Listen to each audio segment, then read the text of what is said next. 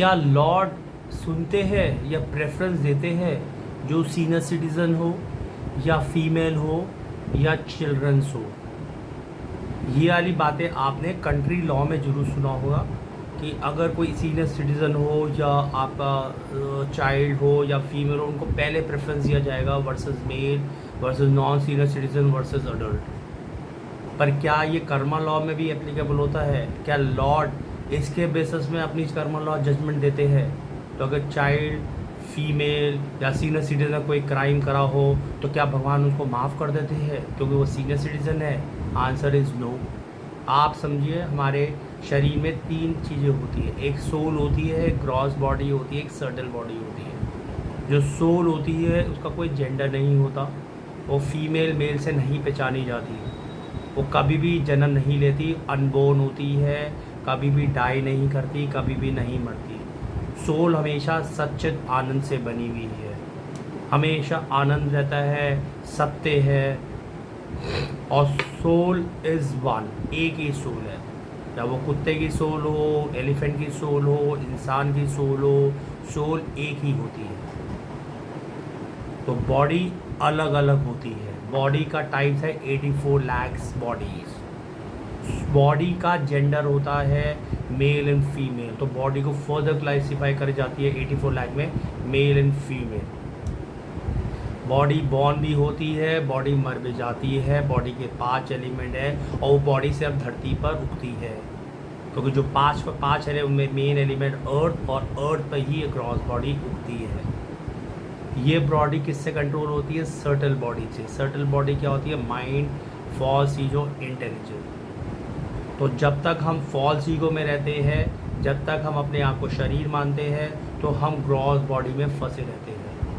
जैसे वो false ego real ego में कन्वर्ट हो जाता है तो हमें पता चल जाता है हम ग्रॉस बॉडी नहीं है, हम सोल है। तो हम थोड़ा ऊपर अपलिफ्ट हो जाते हैं। और ये gross body mode of nature को भी कंट्रोल होती है, जो कि तमस, रजस है, सात्विक। तमस का मतलब होता है मोड ऑफ इग्नोरेंस, रजस का मतलब होता है मोड ऑफ पैशन, एंड आपका सात्विक का मतलब होता है मोड ऑफ गुडनेस। इससे कंट्रोल होती है। तो जो बंदा तमस और रजस मोड में रहता है, इर्रेस्पेक्टेड वेदर वो सीनियर सिटीजन हो, चाइल्ड हो या आपका फीमेल हो, वो सिर्फ पाप योनि में ही जाता है, वो इंसान की योनि में नहीं जाता। जो जो जो जो आत्मा आपका सात्विक मोड में रहती है या उस ऊपर रोड में रहती है, जो मोड ऑफ गुडनेस, देन उसी आत्मा को एक चांस मिला जाता है again to a human chance to uplift yourself from above 3 modes of nature.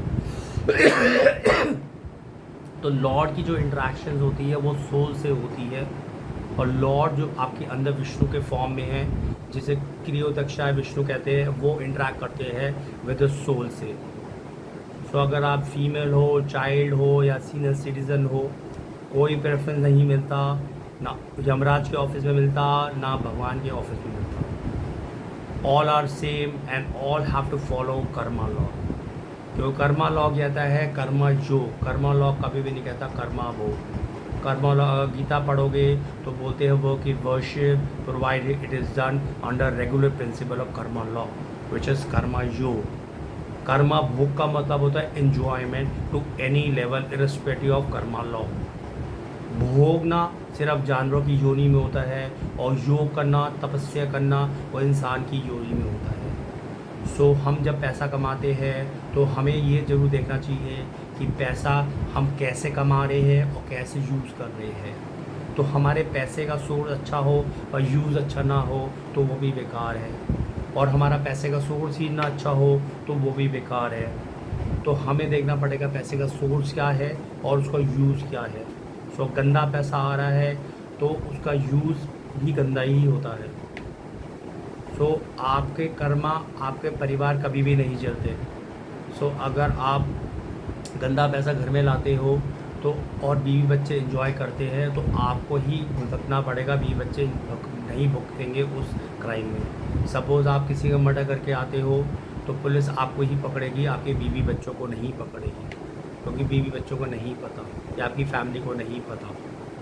सो आप समझिए, लॉर्ड का कोई प्रेफरेंस नहीं है, मेल फीमेल। लॉर्ड सिर्फ आत्मा से बात करती है और आत्मा सुपर सोल से इंटरेक्ट करती है। बोलो हरे कृष्णा।